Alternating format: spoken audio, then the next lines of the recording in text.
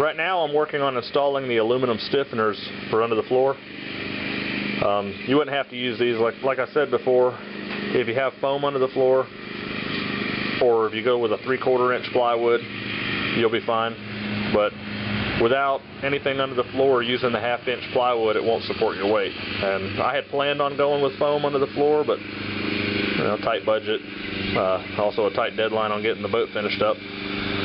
So I'm just going to go ahead and install these aluminum stiffeners. I had a whole bunch of 6-foot lengths of 1/16 inch by 1.5 inch wide aluminum angle, and I just basically cut a whole bunch of 30-inch sections,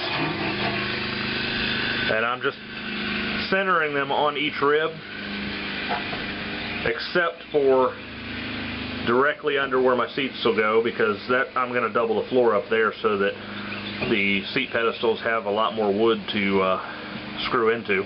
That way I don't end up, ripping the screws out under hard acceleration or jumping a wave or something. So anyway, on the aluminum stiffeners everywhere else though, I'm just, like I said, centering them on the rib and then bending a flange. I don't know if you can see that, but bending a flange inward and using 2 rivets, and then letting the other flange stick over the top with 2 rivets, on each side.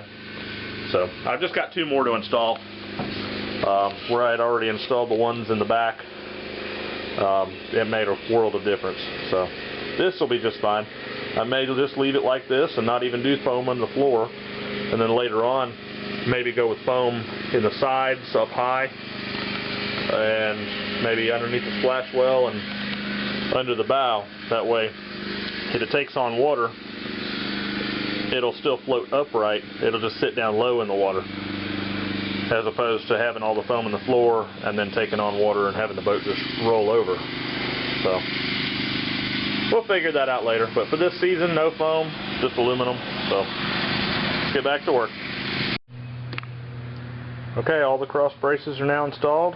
Now it's just time to double up this front floor where the seats are going to mount. I'm basically just going to glue another piece of 1/2 inch, the width between the 2 stringers, and basically run it all the way up to where the other one of these cross braces is. That'll stiffen this section of the floor right here, as well as give the seats a little stronger place to bolt to. That way I don't go falling backwards one day when the screws pull out.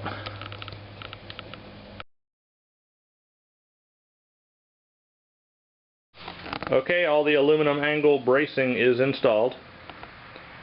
Like I said before, I centered them all over the ribs, except for where the seat pedestals are going, since I'm going to double up the floor there.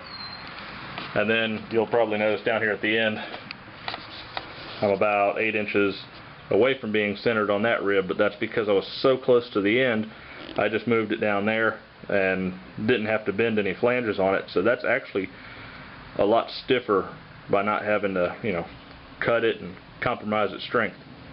And then I did something similar back here in the back.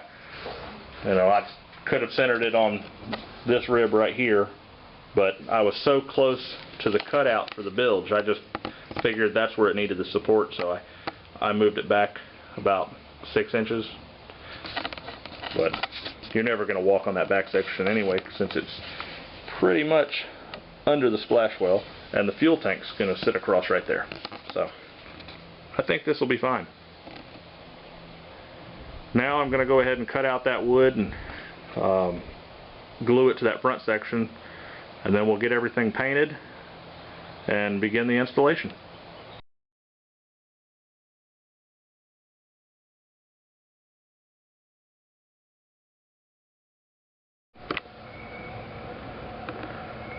Okay, so I've finished painting the bottom side of the floor.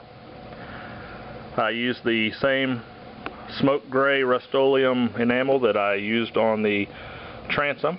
The only difference is I just used 3 coats instead of 4 or 5 or however many it was I ended up using on the transom to get the smooth high gloss finish.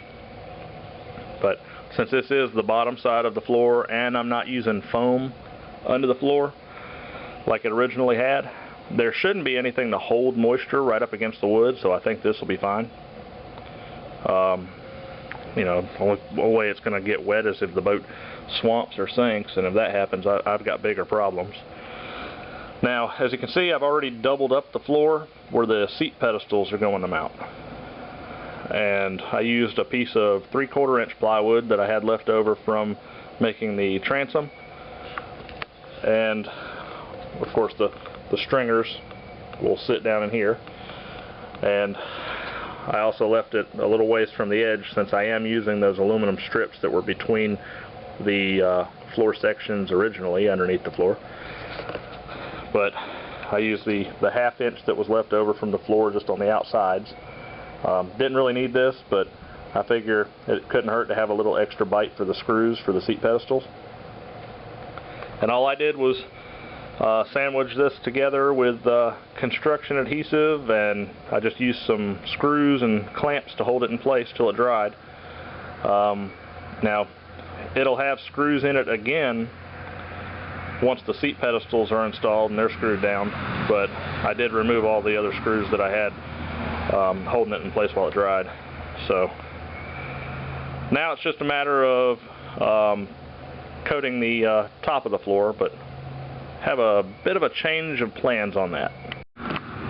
Originally I had intended to paint the top of the floor with about 3 coats of the same smoke gray Rust-Oleum enamel, then install the floor, and then, you know, either mix some sand with some paint and apply a couple more coats, or possibly apply another coat and sprinkle sand over the top of it, and once it dries, you know, vacuum up the excess that didn't adhere, and then paint a thin coat over the top of that and get a nice slip resistant surface like I did in the last Starcraft. That works out fine and everything, but I decided to try a different product this time around and just see how it holds up. This time, for the top of the floor, I decided to try out this Rust-Oleum deck and concrete restore. It's super thick. It'll only take 2 coats to do the whole floor, and you know, it's pretty much like a roll-on bed liner with the way it gives you a textured finish and everything. You know, real slip resistant.